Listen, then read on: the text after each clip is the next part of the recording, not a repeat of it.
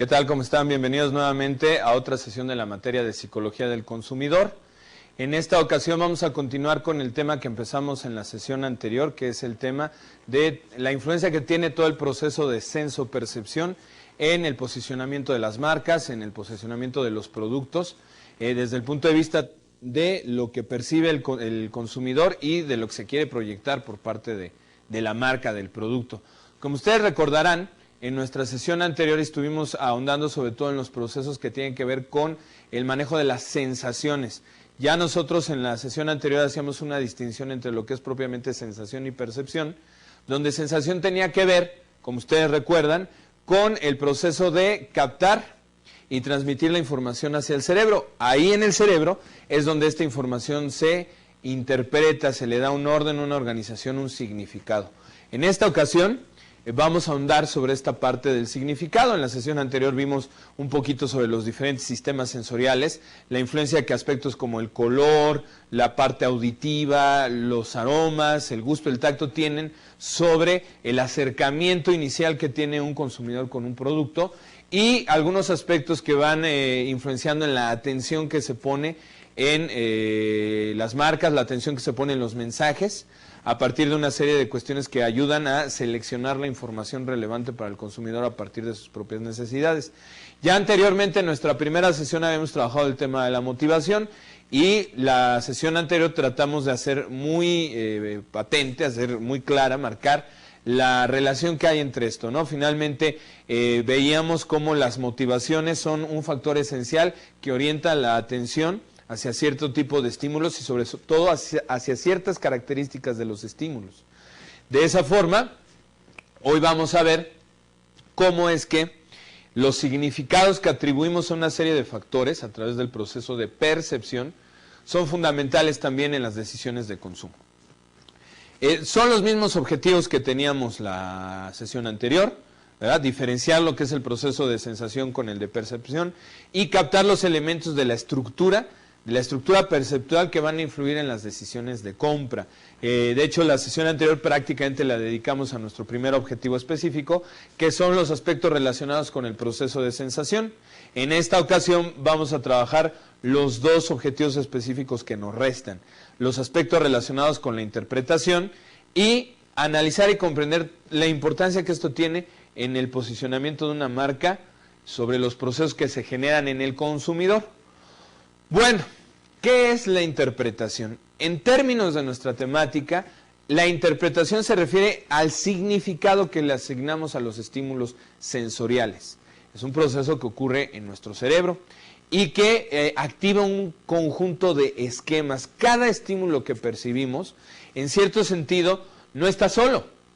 Realmente ese estímulo está integrado en un contexto y ese contexto activa en nosotros la evocación de ciertas experiencias. Así que junto a la percepción de un estímulo lo que tenemos es la evocación de un conjunto de creencias asociadas con el estímulo, con la imagen concreta que nos están presentando. Este es un proceso que muchas marcas utilizan en el empaque, en el mensaje publicitario que se maneja, etcétera, para evocar en nosotros una serie de significados. Ya hablábamos, por ejemplo, de cómo los colores evocan una serie de emociones, así que si yo quiero dar un significado a un objeto en términos, por ejemplo, de que el estímulo debe de evocar una serie de creencias que tengan que ver con la alegría, con la motivación, cierta gama de colores es recomendable y otra gama no, porque hay emociones que se asocian con cierto tipo de creencias. En la imagen que tienen ustedes en su pantalla lo podemos ver. Ahí ustedes están viendo una imagen que en cierto sentido ya es un ícono de lo que fue la Segunda Guerra Mundial. Ustedes deben recordar esa escena que es muy interesante de cuando un grupo de soldados llegan a la isla japonesa, a una de las islas japonesas donde se habían establecido las fuerzas del imperio japonés, valga la redundancia, y cuando viene el proceso de reconquista por parte de los norteamericanos hay una foto muy famosa de un grupo de soldados poniendo una bandera en el territorio. Aquí pueden ver ustedes cómo los mercadólogos, los publicistas, juegan un poquito con esta idea, con este significado, porque nos ponen ese estímulo, nos ponen esa misma escena. Sin embargo, claramente vemos que hay un cambio en los colores. De hecho, esta imagen hace referencia a la bandera y a los símbolos del Club Deportivo Barcelona. Sin embargo, está aquí jugando un poquito con el asunto de las barras y las estrellas. Los soldados en realidad traen la camisa, una de las camisas por lo menos típicas del Barcelona, y en ese sentido, evidentemente aquí se está evocando una serie de significados que se quieren asociar con la idea misma del Barcelona.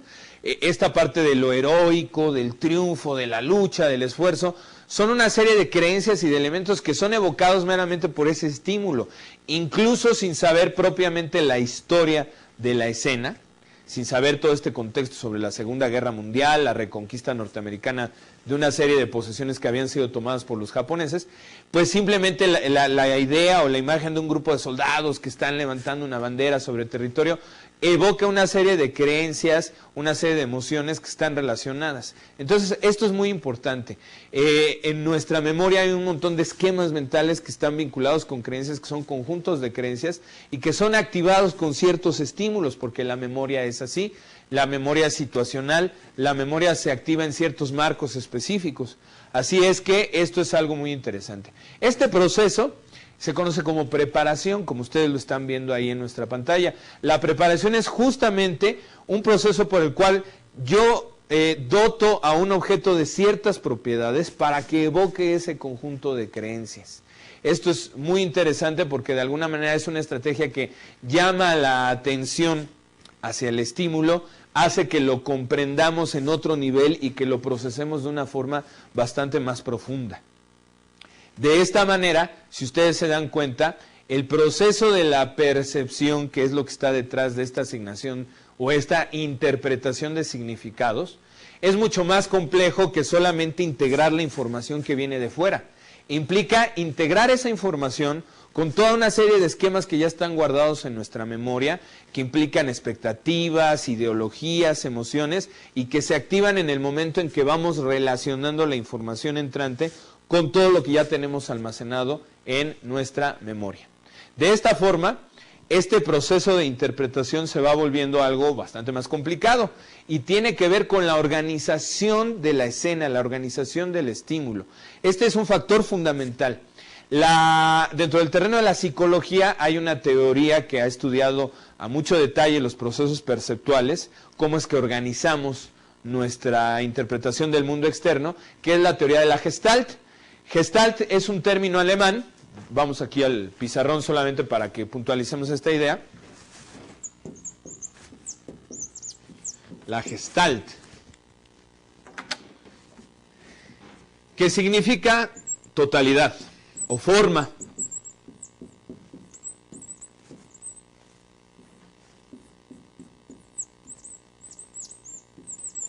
Ese es el significado de la palabra Gestalt aproximadamente.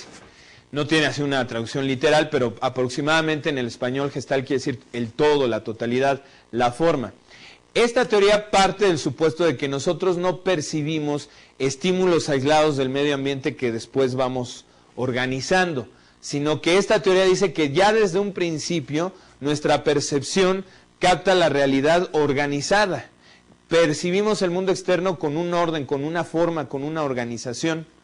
Y en ese sentido, esta teoría elaboró una serie de leyes o de principios que explican el proceso perceptual.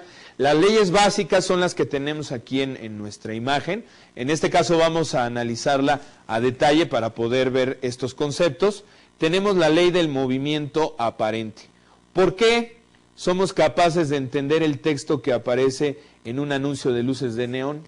Pues gracias a este principio del movimiento aparente. Si ustedes se dan cuenta, las lucecitas están sincronizadas de forma que se prenden y se apagan en una secuencia que permite identificar una forma, pero además muchas veces da la idea de movimiento y en realidad nada se está moviendo, simplemente es la alternancia de luces que se prenden y se apagan y generan esa idea o esa ilusión, vamos a llamarle, porque propiamente es eso, una ilusión de movimiento. La ilusión, por cierto, en la que se sostiene la industria cinematográfica, es decir, las películas, sobre todo en antes de la era digital, ¿no? Los carretones de película con los cuadritos, ¿verdad? Los cuadritos de película permiten crear esta sensación de continuidad porque gracias a que nuestra memoria visual guarda durante unos pequeños segundos las imágenes, antes de que una imagen se borre, la imagen de un cuadro de la película se borre, ya entra la siguiente imagen que se va conectando y da esta ilusión de movimiento.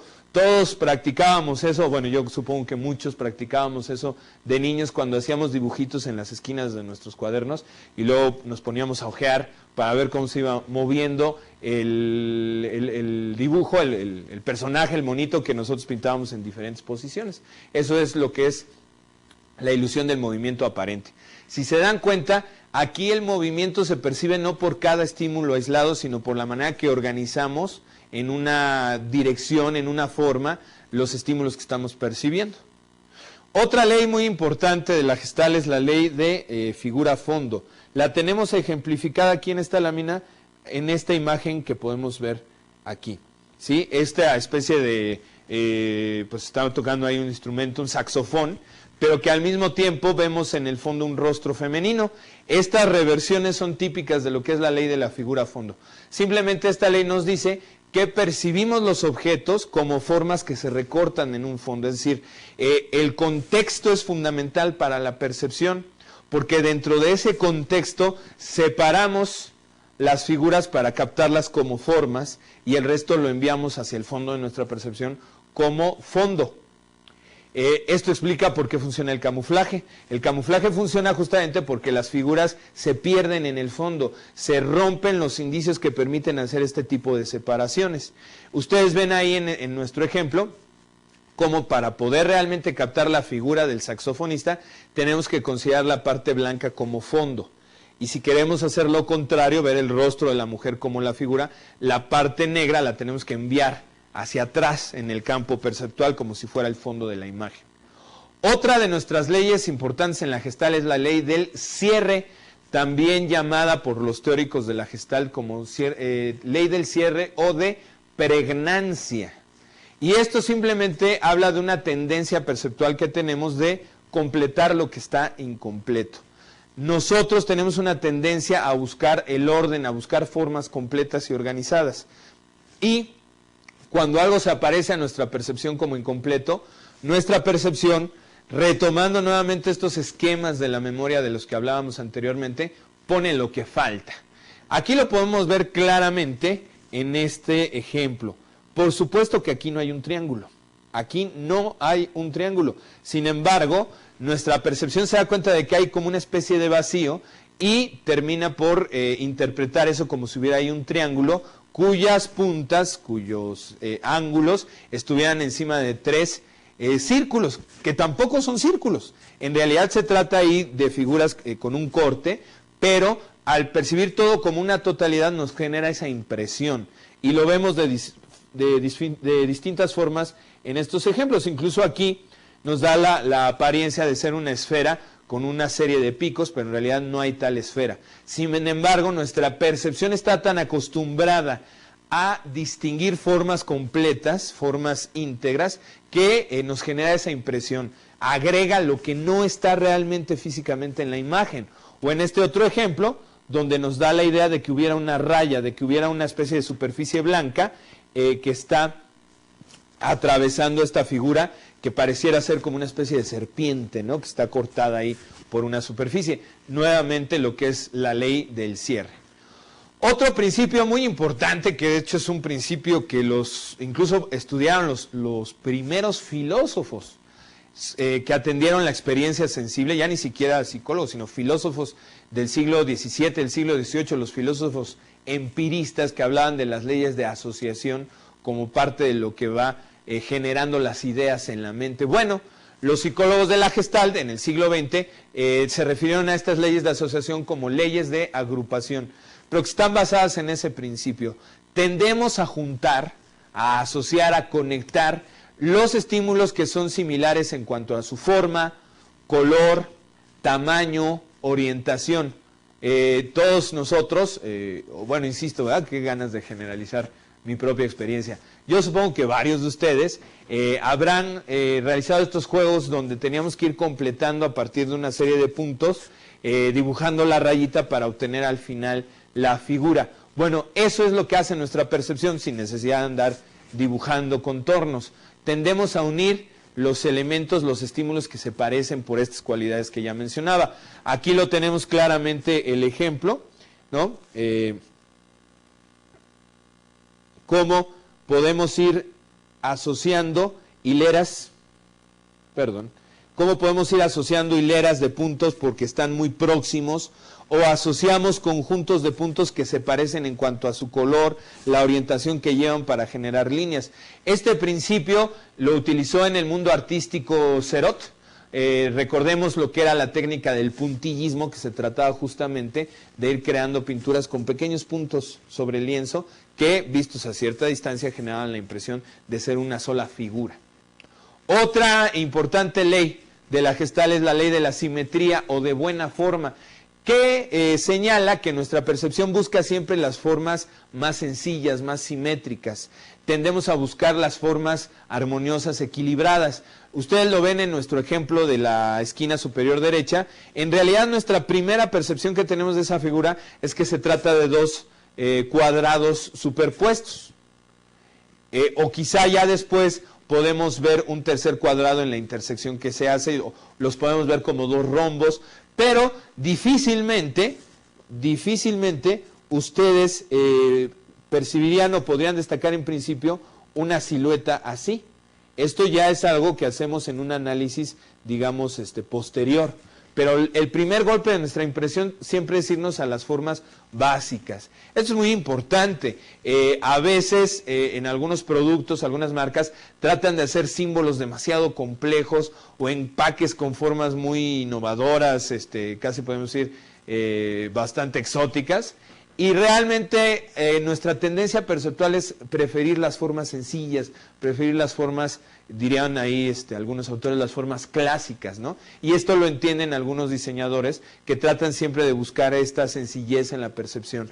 Incluso hay estudios, fíjense, sobre todos estos elementos que se hacen, por ejemplo, para evaluar qué impacto va a tener la silueta de un carro determinado al momento de salir, y siempre los diseños más básicos terminan a veces siendo mejor evaluados por el público en general que los diseños ahí con demasiados adornos.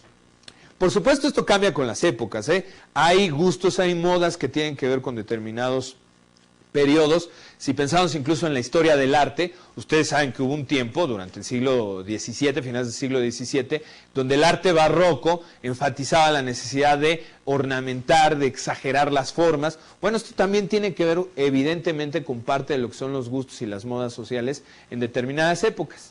Sin embargo, la Gestalt dice que, muy al margen de esto, nuestra forma de trabajar en términos perceptuales, es decir, la manera en que nuestro cerebro trabaja, es siempre identificando primero las formas sencillas y ya después, a lo mejor, ir procesando otro tipo de siluetas. Bien, entonces estas son las principales leyes de la Gestalt. Preparamos aquí algunos ejemplos de cómo se utilizan estas leyes de las que estamos hablando en la publicidad.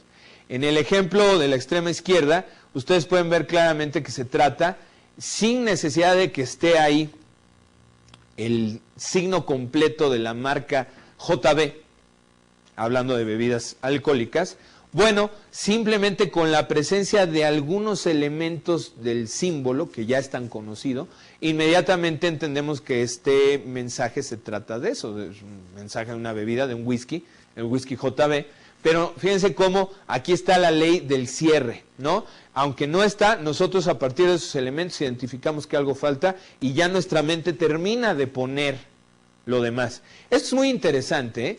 Utilizar la ley del cierre en el diseño de publicidad permite que, o casi diría yo, hasta obliga al espectador, al consumidor, a hacer un trabajo activo sobre lo que está codificando. ¿Por qué? Porque su mente es la que termina por poner lo demás. Cuando una publicidad nos da todo, pues prácticamente el trabajo de codificación es muy básico. Pero en este tipo de ejemplos donde se utiliza una codificación ambigua, obliga a la persona, le llama la atención, por supuesto, porque dice, ah, caray, pues ¿de qué es ese anuncio? Y cuando logra identificar, su mente pone lo demás. Entonces, con eso, obviamente, jala, por decirlo de alguna manera, todas estas evocaciones, todos estos esquemas que hablábamos en relación con el proceso de preparación. En el siguiente ejemplo tenemos ahí aplicado lo que es la ley de la figura fondo, ¿no? En este empaque de leche, esta parte blanca que ustedes ven, pues evidentemente es la leche, pero simplemente está asociada con el hecho de que mandamos la parte roja hacia el fondo. Pero si ustedes se fijan, si mandan la parte blanca de la leche hacia el fondo, lo que se destaca es la silueta de la cabeza de una vaca en la parte roja, no sé si ya lo apreciaron.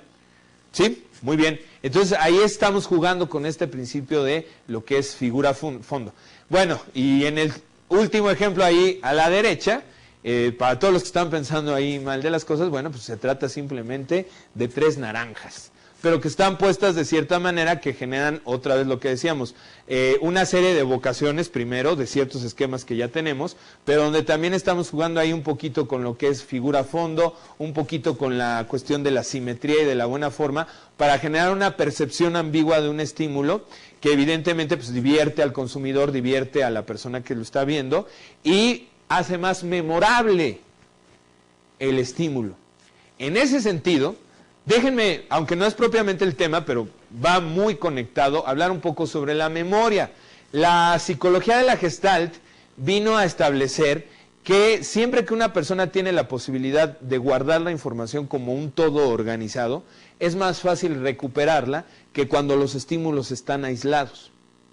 En ese sentido, cuando en los anuncios comerciales nos dan imágenes que son sencillas, simétricas y que les podemos rápidamente asignar un significado y una interpretación que además a lo mejor nos mueva risa o lo que ustedes quieran, es por supuesto más fácil que se active en la mente que otro tipo de imágenes. Quiero suponer que el consumidor que va al centro comercial y de repente ve esa marca de naranja o simplemente se acuerda que tiene que comprar jugo de naranja, es probable que de los esquemas que jale, y esto es otra vez regresarnos al tema del proceso de preparación, venga incluido este tipo de imágenes, ¿no? Y entonces le sea más fácil recordar inclusive la marca. Aunque bueno, también se corre el riesgo de que hay quien ni siquiera se fije en la marca y solo se fije en lo demás del anuncio. Entonces ahí también hay que tener cuidado. Muy bien, hasta aquí hemos hablado de cómo es que finalmente nuestro proceso de percepción logra darle un sentido, un significado a lo que está transmitiendo los sistemas sensoriales para a partir de eso hacer una interpretación. Pero las interpretaciones no son iguales.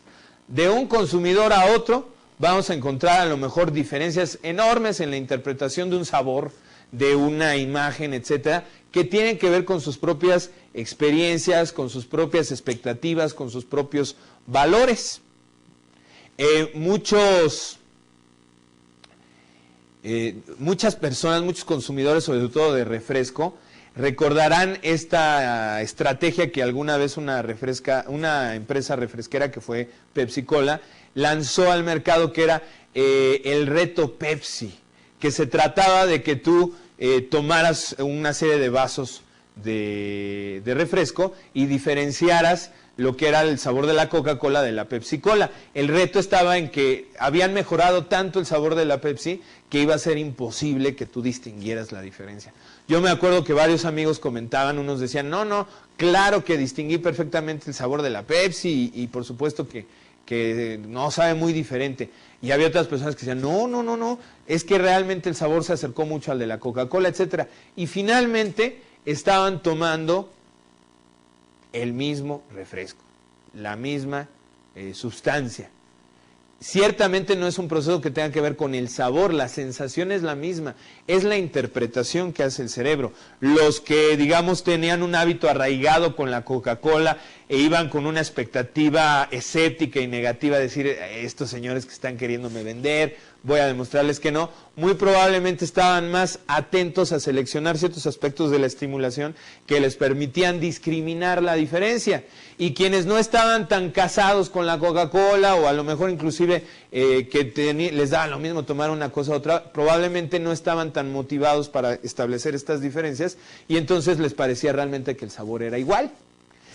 Así que expectativas, valores, experiencias son elementales para darle un significado a los estímulos que estamos percibiendo, ¿no? Estos factores se proyectan en los anuncios y muchas veces se juega a crear estos sesgos interpretativos con estímulos muy ambiguos. Si ustedes vieran esa imagen, que claramente como en este momento tienen tiempo de analizarla, se dan cuenta simplemente de que el hombre está tomando a la mujer por un brazo, pero que el resto de su cuerpo está de costado. Sin embargo, si ese mismo anuncio lo ven rápidamente, a lo mejor cuando van por una avenida y rápidamente voltean y ven esa imagen, probablemente le atribuirían otro significado. Probablemente aquí, evidentemente, se está jugando un poco con la evocación de lo que podría ser una posición sexual para generar ahí un impacto, rápidamente atraer la atención. Ahí hay una serie de cuestiones. Además, es una imagen muy ambigua por la presencia de los otros hombres que están en la imagen.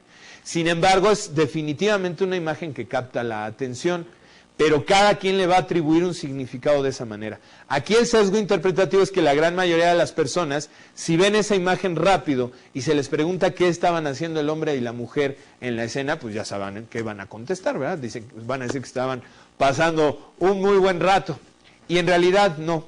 Pero esto demuestra que muchas veces nosotros vemos lo que queremos ver, escuchamos lo que queremos escuchar, probamos y disfrutamos el sabor conforme nosotros queremos disfrutarlo. Es decir, hay una serie de factores, insisto, perdón la insistencia, pero nunca está de más, expectativas, experiencias, creencias, necesidades, ¿sí? Una serie de factores que hacen que nuestra percepción sea sesgada, es decir, que vaya orientada, que ya lleve una especie de intencionalidad diferente a lo que otra persona, por sus diferentes experiencias y expectativas, puede tener. Y esto es muy importante.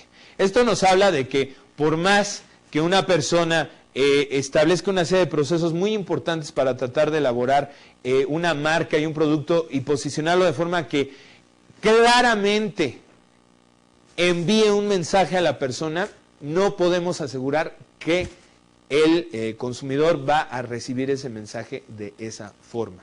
Por eso la importancia de entender cómo es que perciben el mundo los consumidores. Aunque hablábamos hace rato de diferencias individuales, estas diferencias no son tan dramáticas como podríamos pensar, como sugiere la frase de que cada cabeza es un mundo. No, en realidad nuestras percepciones están emparentadas por el hecho de que compartimos una cultura.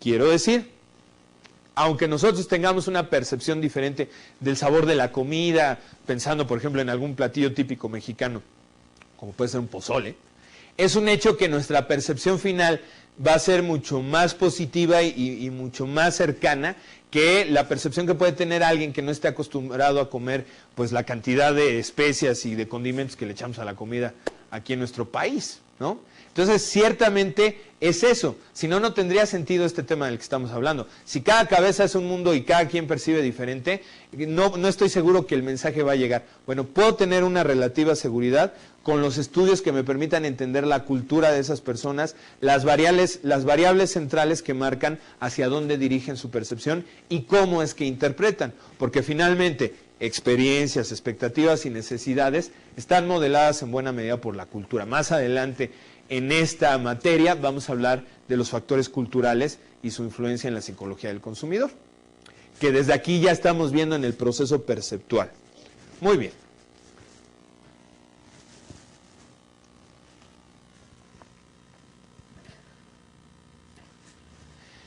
Ya entrados en este tema de la interpretación, desde hace algunos años en este terreno, en el terreno del marketing, de el posicionamiento de marcas, la psicología del consumidor, ha ido tomando auge lo que se conoce como los estudios semióticos. La semiótica originalmente es una rama dentro de lo que es la lingüística, pero ha sido orientada hacia nuestro tema por su importancia capital en entender lo que es el tema de los signos y los símbolos y cómo se corresponden entre sí estos elementos y los objetos justamente para generar significados. Eso es lo que es la semiótica. Aquí tenemos ya la definición más formal, es la correspondencia entre signos, símbolos y su función en la asignación de significados. Esto es, los objetos no son solamente eso, no son solamente figuras que percibimos como un todo, como decía la psicología de la Gestalt, sino que estas figuras son signos, evocan significados, nos hacen rememorar cierto tipo de cosas. Eso es lo que estudia la semiótica, cómo algo se convierte en un símbolo y cómo ese símbolo evoca cierto tipo de significados, ¿no? Por supuesto, esto es un asunto histórico. El símbolo por excelencia del cristianismo, en todas sus variantes, que es la cruz. Bueno, si nosotros fuéramos romanos del siglo I antes de Cristo, no veríamos una cruz como un símbolo de cristianismo, de religión, de salvación. La veríamos incluso como un signo, como una señal de vergüenza, de crimen, porque la cruz era usada por los romanos, dentro de los confines de su imperio, para castigar a los criminales. Entonces vean cómo un mismo objeto tiene ese valor de signo, de símbolo, justamente porque evoca significados que son atribuidos en ciertos momentos históricos por determinados grupos culturales. De esta manera, vamos a tener tres componentes en lo que es una perspectiva semiótica de lo que son las marcas, de lo que son los productos. El objeto, el signo y el significado. El objeto, pues es el producto como tal. Vamos a pensar, por ejemplo, en cigarros, ¿no? Los cigarros ahí como tal, como objeto. Signo, la imagen sensorial que representan los mensajes deseados. Ustedes saben que, por ejemplo, una muy importante marca de cigarros, los cigarros Marlboro, durante mucho tiempo, décadas prácticamente, utilizó la imagen del hombre de Marlboro, que era este cowboy, este vaquero, que salía ahí en paisajes increíbles, por cierto, fumando sus cigarros. Bien, evidentemente hay esta imagen del vaquero, una imagen sensorial, que está tratando en sí misma de enviar un mensaje. Ese mensaje es justamente el significado, es decir, la interpretación que derivamos del signo. Por supuesto, aquí está un poco la idea del hombre norteamericano, solitario, fuerte, con una identidad personal, exitoso, individualista, ¿no? Todos estos significados asociados con el vaquero, emprendedor, ¿no? Un poquito esta idea del lobo solitario. Por supuesto, Marlboro era un cigarro orientado a cierto estrato de fumadores, hombres, por supuesto, ya de cierta edad. Otras marcas, por ejemplo, buscaban más bien asociar su producto, su objeto, con signos que pudieran ser interpretados como mensajes orientados a crear otro tipo de identidades, quizá más frescas, más jóvenes, otro tipo de cuestiones, ¿no? Muy bien. Ahí los ejemplos que tenemos en pantalla nos ayudan a entender esto, ¿no? Por ejemplo, del lado izquierdo tenemos lo que es un signo típico de la cultura norteamericana, que es el famoso tío Sam, ¿no? Que pues evidentemente nos está mandando el mensaje de lo que es el patriotismo. En la Segunda Guerra Mundial, o bueno, más bien en los procesos bélicos que Estados Unidos ha tenido durante algún tiempo, ya ven que Estados Unidos casi no acostumbra involucrarse en conflictos bélicos, la imagen del tío Sam señalando era, I want you, ¿no? Te quiero a ti, pero para que vengas a luchar a la guerra. El tío Sam, que era la representación de la patria, te está llamando para que vengas a luchar. Y aquí, pues, cambian este sentido porque dice, I want you for consume. Te quiero para que consumas, ¿no? Incluso por ahí dice, nearest supermarket, es decir, en el supermercado más cercano, ¿no? Entonces aquí están jugando con los significados que tiene este signo, este símbolo del tío Sam, pero orientado a mandar el mensaje de que es un acto de patriotismo que consumas. Evidentemente se está refiriendo al consumo de productos norteamericanos, ¿no? Algo que podemos hacer aquí cuando el hecho en México, ¿se acuerdan? El hecho en México con el águila ahí como en un sello de producción sobre una caja. Bueno, pues es exactamente lo mismo, asociar un producto, una imagen que tiene un significado de patriotismo, de nacionalidad, con el hecho de consumir. Del otro lado tenemos lo mismo, como pueden ver tenemos ahí una botella de Coca-Cola atravesando un planisferio y tenemos ahí la pregunta convencido. Un poco, evidentemente, este es un símbolo muchísimo más complejo porque nos obliga a tener las referencias. No podemos interpretar el significado de un símbolo si no tenemos la referencia. En ese sentido, por supuesto que hay símbolos muy universales, ya hablábamos, por ejemplo, de la cruz. Si le ponemos un color rojito, pues asociado con la Cruz Roja. Y hay otros símbolos que requieren como muchísimos más elementos para poderlo interpretar. Evidentemente aquí se está haciendo referencia a esta época donde todavía no había mucha, mucho convencimiento de que la Tierra fuera redonda, en la época del Renacimiento, Copérnico, Galileo, todo esto. Y al mismo tiempo se está trayendo esto al contexto actual de la globalización. Para decir, bueno, el mundo es redondo porque efectivamente es un globo, la globalización. Si ustedes se dan cuenta, en la esquina superior derecha de la imagen, tenemos ahí lo que parecen ser dos mouse entrelazados, ¿no? Que podría ser como una idea de que Europa y América se conectan. Bueno, el continente euroasiático africano y el continente americano se conectan a través de Internet. Y en ese proceso, si hay algo que une a todo el mundo, es la Coca-Cola, ¿no? Entonces imagínense, ahí lo que se nos está queriendo expresar es la Coca-Cola une a todo el mundo, ¿no? ¿Ya te convenciste de que la Tierra es redonda? Entonces, esto es muy importante. Aquí siempre es un riesgo elegir esos signos que se van a utilizar, porque pueden ser tan complejos que entonces no se llegue realmente al consumidor el mensaje que se está enviando, o que sean tan simples que pierdan incluso su valor o su efectividad para marcar una diferencia dentro de la competencia. Entonces ahí tiene uno que considerar estos elementos claramente, ¿no? Bien, Charles Sanders Peirce, que es uno de los investigadores más fuertes en el terreno, que fue uno de los investigadores más fuertes en el terreno de la teoría semiótica y de la lingüística, marcaba tres formas en que los signos se relacionan con los objetos, que él llamó con estos tres nombres que tenemos en pantalla, lo que es el icono, el índice y propiamente el símbolo. ¿Qué es un icono? Bueno, puede asemejarse al producto en alguna forma. El icono es una imagen que guarda cierto parecido con lo que está haciendo referencia. Ahí tenemos la imagen típica del cabalino rampante que identifica a la marca Ferrari y que obviamente aquí, ¿cuál es el parecido entre un carro y un caballo? Bueno, los dos en su momento han sido medios de transporte. Evidentemente utilizamos la palabra caballos de fuerza para referirnos a la potencia y velocidad que puede tener un carro. Entonces, sí existe cierta conexión donde el icono se conecta, o sea, sí tiene un parecido real, podemos decir hasta material, con aquello a lo que está refiriéndose. En el caso del índice, no existe ese parecido, sin embargo, tanto el objeto como el signo tienen una cualidad común que permite emparentarlos. Se conectan justamente porque comparten alguna cualidad. Ahí estamos poniendo la imagen de este limpiador de pisos que es Maestro Limpio. Un limpiador de pisos no tiene nada físicamente hablando de parecido con un genio, ¿no? Porque la idea del maestro limpio es un poco como el genio de la lámpara.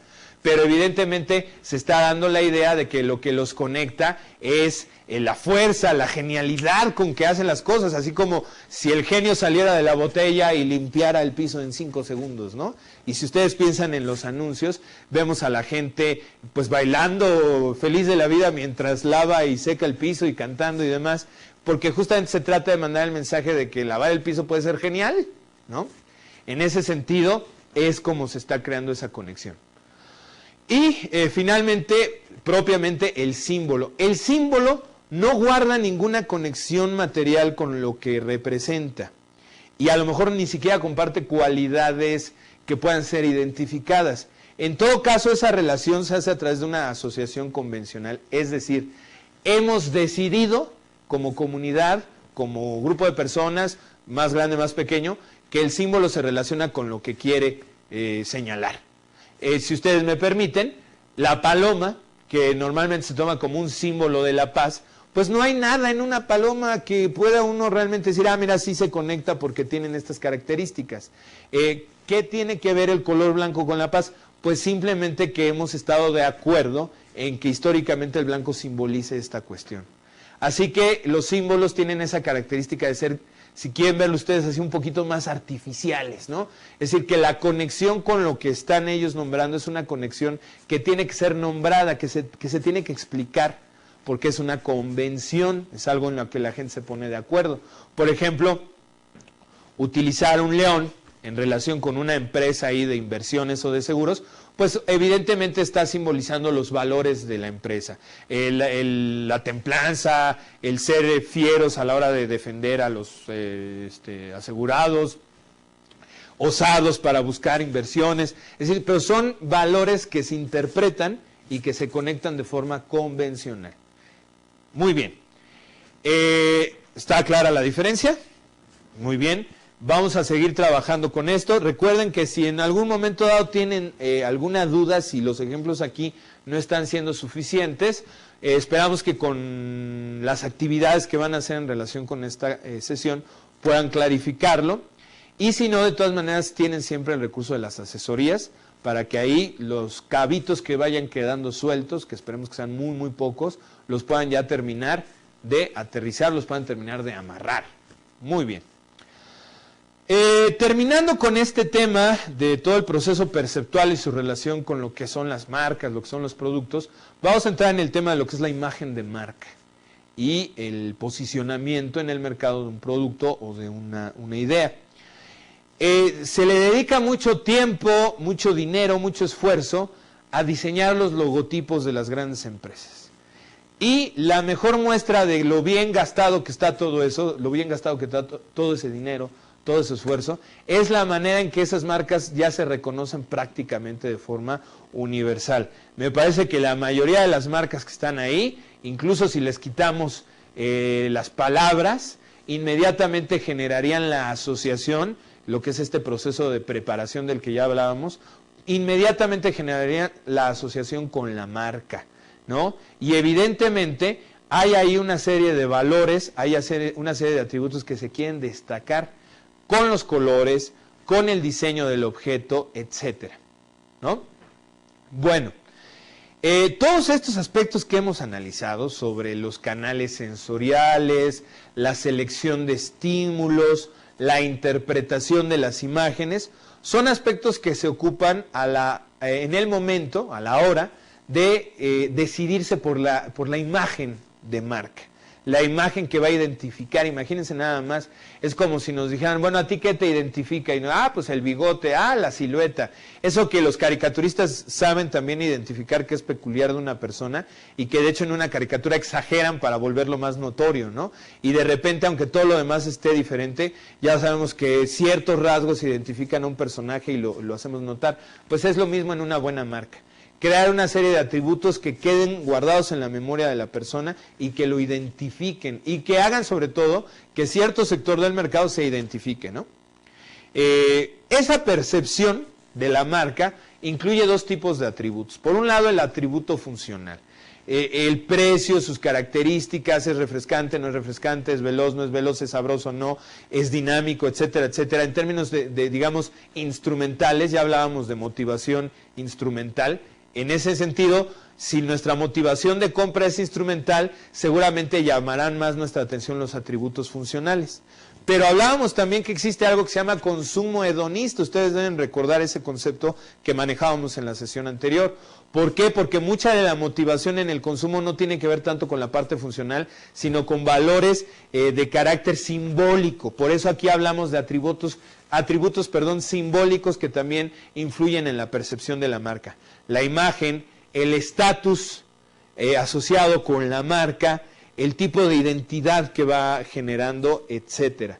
Esos atributos simbólicos, sumados a los atributos funcionales, son en conjunto lo que me da la percepción de la marca.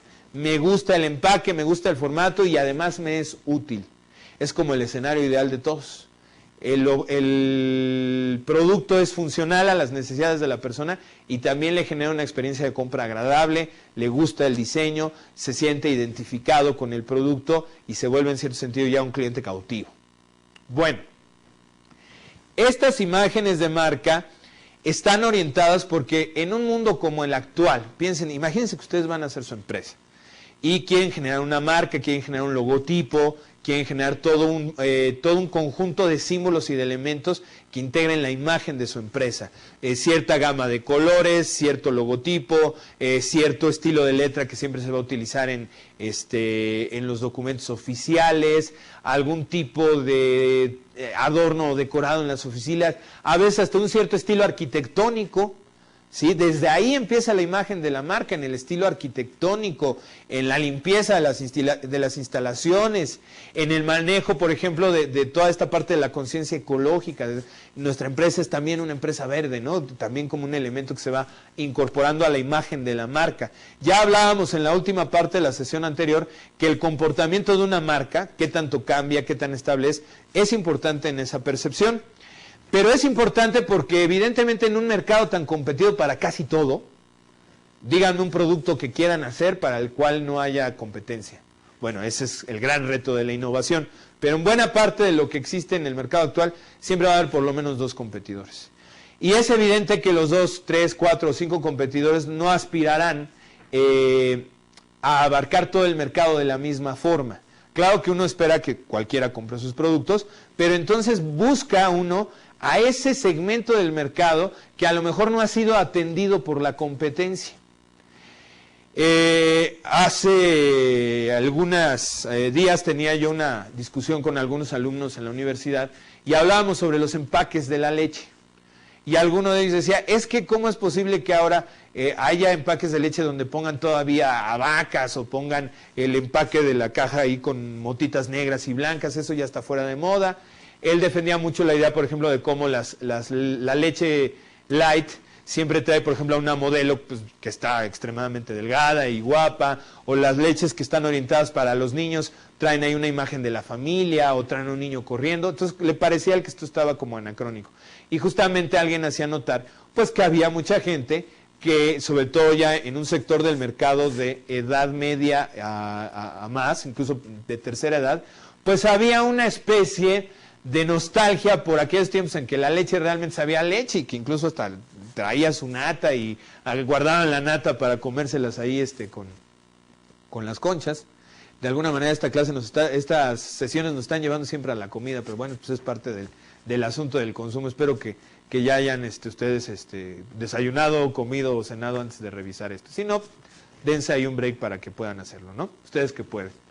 Bueno, estábamos hablando de la leche, entonces hay como que esta nostalgia en relación con la leche. Eso quiere decir que probablemente esa marca que hace su empaque así, que a lo mejor le pone la leche entera de verdad, está pensando justamente en ese sector del mercado. En ese sentido, la imagen de marca está enteramente ligada en su diseño hacia quiénes son los que van a consumir nuestro producto, nuestros servicios, a quiénes van a ser de alguna manera con los que vamos a establecer una relación. Y esto evidentemente no se queda en el terreno nada más comercial, esto tiene implicaciones políticas. Los logotipos de los partidos tratan de hacer una representación de algo en particular. No en balde, por ejemplo, un partido puede tomar en su logotipo los colores de la bandera nacional, otro puede utilizar un sol a manera de querer expresar ahí un cierto tipo de idea o de valor, otro elige un color que tiende a ser conservador o a hablar de cierto tipo de valores. En fin, esto también es algo válido para los procesos políticos. Un candidato, en cierto sentido, solamente desde cierta perspectiva, puede ser considerado igual que un producto.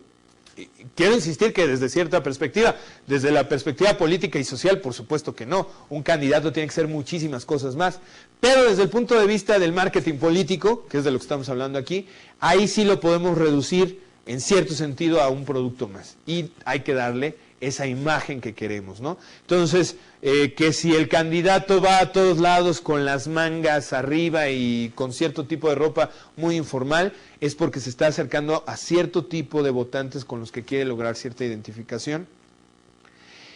Sí está claro en ese sentido de lo que estamos hablando. Es un proceso que va más allá de lo meramente comercial, ¿no?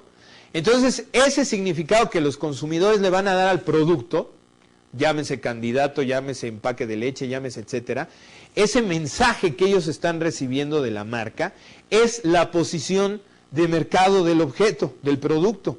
¿Cómo se obtiene esa posición? ¿Cómo es que un objeto, como un producto, como una idea, logra tener su nicho de mercado, su posición en el mercado? Bueno, vamos a leer este parrafito para atender el tema de manera más detallada. Dice, las posiciones de los productos son determinadas por los mercadólogos elaborando un mapa perceptual, como el que está, por cierto, ahí debajo, que son formas de representar de forma vívida la localización de la marca o producto en la mente del consumidor, conforme a ciertos atributos que se consideran valiosos. Yo creo que este ejemplo nos puede clasificar muchas cosas. En este mapa se está clasificando, por ejemplo, marcas de cerveza en dos dimensiones, según su costo, aquí lo tienen en bajo costo y premium, y según el sabor, si es suave o fuerte. Por supuesto, esto implica ir a la calle con las personas, darles a probar los productos de los diferentes competidores y pedirles que clasifiquen lo que están probando conforme a estas dimensiones. Por ejemplo, se le da a probar un poquito de cerveza y dice, a ver, ¿usted diría que esta cerveza es suave o fuerte? Por supuesto, ahí hay escalas que permiten ir graduando esto de manera más precisa. Ah, pues suave. ¿Y qué tan bajo o alto le parece el costo? Ah, pues no, me parece un bajo costo, ¿no? Entonces, ese sería el tipo de percepción que tiene el de la marca, del producto, un cierto segmento del mercado. Esto a través de técnicas estadísticas permite ya ir ubicando en estas dimensiones, en estas escalas, dónde están los productos. Entonces, a lo mejor si yo soy el líder de esta nueva empresa que quiere introducir una nueva línea de cerveza en el mercado, voy a decir, caray, el mercado de las cervezas fuertes y caras está saturado. Creo que tengo más oportunidad con las cervezas caras, pero que sean de sabor suave. Entonces quizá por ahí voy a buscar introducir mi marca, ¿no? O a lo mejor de plano digo, mira, en el terreno de lo que son las cervezas de bajo costo y suaves, prácticamente no hay nada. Entonces vamos a buscar una opción para decirle a la gente, te vamos a dar una cerveza suave, a ti que no te gusta la cerveza muy fuerte, de bajo costo, pero con calidad, ¿no?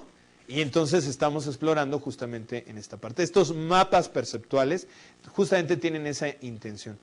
Entender cómo es que las diferentes marcas o productos que compiten entre sí son percibidos por ciertos grupos, por ciertos segmentos del mercado, para, a partir de identificando, por supuesto, los atributos valiosos, como en este caso el atributo del costo y el atributo de lo fuerte o suave de la cerveza, de su sabor, para a partir de ahí ir realmente identificando y ubicar dónde está posicionada mi marca. A lo mejor yo, tomando aquí el ejemplo de Miller, si estoy en una situación donde quiero aumentar mis ventas, diga, caray, están percibiendo mi costo como un costo alto en relación con otros, pero no tanto como el de las mayorías. Si se dan cuenta, Miller está bien posicionada en ese sentido, porque su sabor no es ni demasiado fuerte, está sí en el terreno de lo fuerte, pero no tan arriba, y tampoco es demasiado caro como puede ser otras en este mapa perceptual. Entonces a lo mejor esto le va a llevar, ¿sabes qué? Mi situación de precio es correcta, tengo que buscar otras variables. A lo mejor alguna de estas marcas dice, caray, lo que tengo que hacer es una estrategia de modificación de mis tarifas para hacerlas más atractivas. En fin, de estos mapas perceptuales se pueden sacar muchas decisiones importantes en términos del posicionamiento de una marca. La estrategia de posicionamiento, que es justamente el plan que utiliza una empresa para lograr irse ahí metiendo y conquistar una posición en el mercado, así como con permiso, con permiso, con permiso. Esa estrategia no es el tema de esta sesión ni de esta materia, que entremos a detalle en esas estrategias, para eso habrá otras materias, pero sí lo es entender estas variables, estas dimensiones que normalmente se manejan para crear estos mapas perceptuales. Una muy importante es el asunto del estilo de vida. ¿Qué tanto nos parece que un producto en determinado giro es percibido como algo para gente con un estilo de vida caro y que tiene un estatus importante, o es más bien un producto popular, ¿no? El liderazgo de precio, la percepción, ese es fundamental prácticamente en todos lados. ¿Qué tanto está la percepción entre los diferentes segmentos del mercado que nuestro costo es competitivo o no? ¿Es un precio justo el nuestro? A lo mejor alguien va a decir, ¿sabes qué? Sí, sí es alto, pero cuando lo metemos con otra dimensión como calidad, resulta que el precio es bastante justo, porque la gente dice, sí es caro, pero es un producto de muy buena calidad. Y esa es quizá justamente la impresión que queremos nosotros generar. ciertos atributos en especial, ¿no? Que si es muy dinámico, que si el objeto es sabroso, si sabe mucho a chocolate o no sabe a chocolate, qué sensación produce al gusto cierto tipo de producto. Aquí entramos nuevamente con la explotación de dimensiones que son captadas por nuestros sistemas sensoriales. La clase del producto, que no se trata aquí de si es un producto con mucha clase, no. Se hace referencia básicamente a si es un producto único en su clase, ¿no? Yo recuerdo mucho cómo no me acuerdo ahora qué marca de carro era en particular, pero que justamente se vendía como el único en su clase porque permitía pasar de modo manual para lo que es el manejo a modo automático, ¿no? Entonces prácticamente era el único en su clase, ¿no? Entonces esa distintividad que puede tener un producto como tal. La percepción que se tiene de contra los competidores en relación con los competidores, ¿no? Por ejemplo, hay un poquito esta idea de Bodega Aurrerá, que utiliza toda la temática de la lucha libre para decir que en relación con los competidores, aquí sí se defiende a las familias, ¿no? Entonces ahí se posiciona de alguna manera. Lo que es la parte de ocasiones y alternativas, ¿qué tanto un producto es percibido como una alternativa para otras cosas? Por ejemplo, las pastillas o los chicles de nicotina como una alternativa para lo que es el hábito de fumar, por decir algo, ¿no?